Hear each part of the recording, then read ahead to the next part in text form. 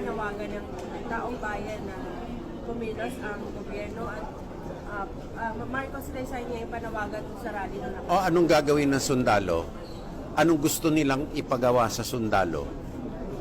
Hindi kayo matina doon sa mga panawagan ganun, sir, na Sino nga ang nananawagan? ang taong bayan, sir, na Taong bayan ang nananawagan? Lahat ng taong bayan? sino karaang rally, sir? Certain groups lang, sir. Certain groups, maliliit lang yon. Magpa-referendum kayo kung yan ang panawagan ng taong bayan. At hindi na ba tayo natuto kapag nag-intervene ng military, hindi maganda ang kinalalabasan? Oh. Hindi ba dapat patatagin natin ang mga institusyon natin? Hindi ang militar ang solusyon sa maraming bagay.